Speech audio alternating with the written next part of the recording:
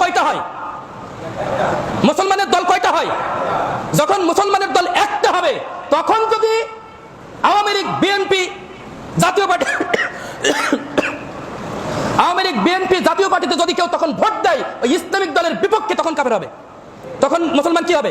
কাফের হবে। কিন্তু ইসলামিক দল যদি 14 গুন্ডা থাকে, আর আমরা প্রকাশ্যে স্পষ্ট দেখতে পাচ্ছি যে ইসলামিক দলেরা আজকে সব হচ্ছে গণতন্ত্র পূজারী, এক একজন এক এক রকম ধান্দা ধরেছে, এক একজন এক এক রকম ঠান্ডা ধরেছে, আমরা দেখতে পাচ্ছি এখন স্পষ্ট যে এখন আপনি বলবেন যে আপনার ইসলামিক দলে ভোট দিলে আপনি জান্নাতে যাবেন, আর ইসলামিক দলের বিপক্ষে ভোট দিলে আপনি জাহান্নামে যাবেন, এটা আপনি বলতে পারেন? আওয়ামী লীগও গণতন্ত্র মানে, জাতীয় পার্টিও গণতন্ত্র মানে, এই বিএনপিও গণতন্ত্র মানে, জামাতও গণতন্ত্র মানে, চরমনায়ও গণতন্ত্র মানে। গণতন্ত্র তো সবাই মানছে, সব তো গণতন্ত্রের মাধ্যমে আমরা ক্ষমতা যেতে যাচ্ছি, তাই না? তাহলে সবাই তো সমান, সবাই কি সমান? তাহলে আপনি আপনার ওতে ভাইরে কত কথা বলি। একজন বলছে যে আমাদের এই জেলাতে আপনাদের এইখানেই ভোটের আয়াত নাজিল হয়েছে, কোরআন খুলে খুলে দেখাচ্ছে ভোটের আয়াত নাজিল হয়েছে। আমাদের পীরগঞ্জে একটা ভোটের আয়াত নাজিল হয়েছে, ভোটের আয়াত নাজিল হয়েছে। আপনাদের ইসলামিক দলের একটা নেতা এই যে ভোটের আয়াত নাজিল হয়েছে, এই ভোটের আয়াত নাজিল হয়েছে, ভোট দিতে হবে কোথায়? ভালো পথের দিকে, অর্থাৎ ওই যে ইসলামিক দলের দিকে। বোঝেন নাই? ইসলামিক দলের নেতারা আবার মন্দির উদ্বোধন করতে যায়। কি করতে যায়? মন্দির উদ্বোধন করতে যায়। আমি একটা মন্দির উদ্বোধনে গিয়েছিলাম, আমরা নিয়ে গেল। তো আমরা আলোচনা করেছিলাম না যে আওয়ামী লীগ একই কাজ, আওয়ামী লীগ করলে বিএনপি করলে হয় কাফের, মুনাফিক, বেঈমান, আর তারা করলে হয় কৌশল। ওরে ভাইরে, যে পরিমাণ মানুষের কাছে পৌঁছিয়েছে, আর আমাকে যে পরিমাণ মোবাইল করে করে হুমকি ধামকি দিচ্ছে, গালি দিচ্ছে, সে কি বলবো? আচ্ছা আমি আপনারা বলেন তো দেখি, ওখানে বারবার আরেকটা কথা বলে 15 বছর আগে আপনারা কি করেছিলেন, মানে শেখ হাসিনা সরকারের আমলে আপনারা কি করেছিলেন? আপনারা বলেন তো দেখি।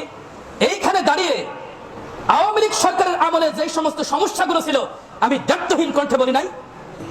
অবশ্যই বলেছি, অবশ্যই বলেছি। আচ্ছা বলুন তো দেখি, এই যে জামাত নিয়ে যখন আলোচনা করলাম, জামাতের কিছু কিছু বিষয় আমি যখন ধরলাম, আচ্ছা বলুন তো দেখি বিএনপির কিছু কিছু বিষয় বলেনি? আচ্ছা বিএনপি কি আমি বলেছিলাম? ওখানে বলছে তুই বিএনপির দালাল, তুই বিএনপির কাছে টাকা খেয়ে এইগুলো করছিস, এইগুলো বলছিস, এইগুলো করে বলছে। হ্যাঁ, আচ্ছা আপনারা বলুন তো দেখি, বিএনপির বিরুদ্ধে কথা বলিনি আমি? আমি দল নয়, প্রত্যেকটা ব্যক্তির বিরুদ্ধে বিরুদ্ধে কথা বলেছি, বলেছি না? যারা সমস্যা তাদেরকে আমি তুলে তুলে ধরেছি যে এইগুলো সমস্যা।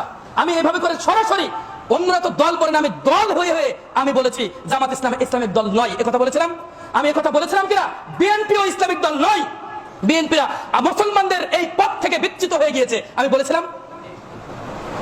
তো এই কথা কিন্তু ওদের কানে যাচ্ছে না, মানে বিএনপিকে যে নিয়ে বলেছে এই কথা ওদের কানে যাচ্ছে না। কোনটা কানে যাচ্ছে বেশি? জামাতকে নিয়ে বলেছি আমি। কেন বলেছি আমি?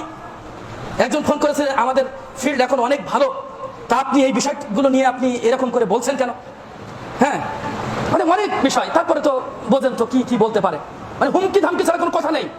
শুধু একজন মানুষকে পেয়েছে যে হুমকি দেয়নি, সে আমাকে একটু বুঝিয়ে বুঝিয়ে বলেছে। তারপরে আমি যখন বলা শুরু করলাম তখন তিনি বললেন, আচ্ছা দেখেন কি করবেন, জবাব কিন্তু একটা দিতে পারেন। যে কটা প্রশ্ন ধরেছি আমি, যে কটা প্রশ্ন করি সব কটা বলে না ওটা আমাদের ভুল, না ওটা আমাদের ভুল, না ওটা আমাদের ভুল, এই কথা বলে। তাহলে তুমি আমাকে হুমকি দাও কি করে? তুমি আমার বিরুদ্ধে কথা বলো কি করে? আমরা যে কথা বলি সেটা তো সরাসরি কোরআন সুন্নাহ থেকে তুলে ধরার চেষ্টা করি, তাই না ভাই? যদি তোমার কাছে মন্দিরে যাওয়া জায়েজ হয়, আরেকটা কথা এখানে বলছে, আমি একটু বলি। 15 বছর তো তোমরা সালমানের রহমানের 5টা কুকুর ছিলে। সালমানের রহমান ওর কি ছিলাম আমরা? আহলে হাদিসরা কি ছিল? 5টা কুকুর ছিল। ওদের মানে বলার মধ্যে 2টা কথা আছে। এক হচ্ছে 15 বছর কি করেছিলে, গত 15 বছর। আরেকটা হচ্ছে সালমানের রহমানের নিয়ে তোমরা কেন এইগুলো করেছিলে, মানে তোমরা কেন সমিতি এইগুলো করেছিলে। আচ্ছা বলুন তো দেখি, আপনারা বলেন তো দেখি, সালমানের রহমান যদি আমাদের কোনো মঞ্চে আসে তাহলে আমরা কি কাফের হব? কথা বলুন সবাই, কাফের হব? সালমান রহমান একজন মুসলমান, কিন্তু সে গণতন্ত্র মানে, গণতন্ত্রের মাধ্যমে সে ক্ষমতায় গিয়েছে, তাদের হাতে ক্ষমতা, তারা আমাদের সহযোগিতা করে। বিএনপিও সহযোগিতা করে না আমাদের ক্ষমতায় থাকতে? করেছে না? করেছে তো, কিছু কিছু সময় তো করেছে। আওয়ামী লীগ করছে না? সালমান রহমান যদি আমাদের ওই মঞ্চে যদি যায় তাহলে কি আমরা কাফের হব? আর যারা মূর্তি পূজায় গিয়েছে তারা কাফের হবে না? মূর্তি পূজায় গিয়েছে ওটা ওদের কোনো ব্যাপার না, ওরা বলছে তো যে না এটা কৌশল, এটা কোনো ব্যাপার না, ক্ষমতায় যেতে হবে আমাদের, ক্ষমতায় যাওয়ার জন্য, ইসলাম ক্ষমতায় নিয়ে যাওয়ার জন্য কৌশল করতেছে, কোনো ব্যাপার না। কিন্তু সালমান এফ রহমান কেন ওখানে আসলো, আহলে হাদিসের মঞ্চে কেন আসে, এটা হচ্ছে বড় অপরাধ। আপনারা বুঝছেন কিনা? আজকে যারা আপনাদেরকে ইসলাম ক্ষমতায় নিয়ে যাবে, রাষ্ট্র ক্ষমতায়, তারা আপনাদেরকে যে ডাকছে, ওরা এক সময় কি করেছে? আওয়ামী লীগের সাথে জোট বেঁধেছে, এক সময় বিএনপির সাথে জোট বেঁধেছে, বেঁধেছে কিনা ভাই? বেঁধেছে কিনা ভাই?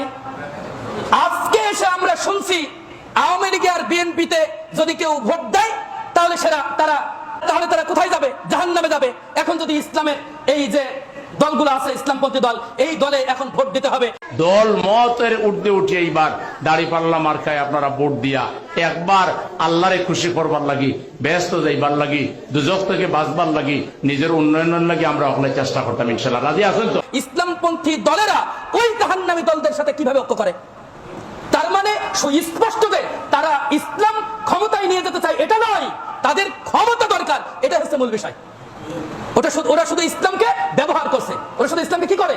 ব্যবহার করে, যে আসুন আমরা কোরআন প্রতিষ্ঠা করতে চাই। বেটা যখন তাদের কাছে প্রশ্ন করা হয়, সাংবাদিক যখন প্রশ্ন করে যে আপনারা যদি ক্ষমতায় আসেন তাহলে এই দেশের নারীদেরকে, মহিলাদেরকে কি বাধ্যতামূলক পর্দা করতে হবে? কই না, বাধ্যতামূলক করতে হবে না, যার যেমন খুশি সে তেমন মানবে। এটা কি ইসলাম? এটা কি ইসলাম? বহু বিষয় এরকম আছে, আপনাদের শুধু সতর্ক করার জন্য বলছি। আজকে শুধুমাত্র আচ্ছা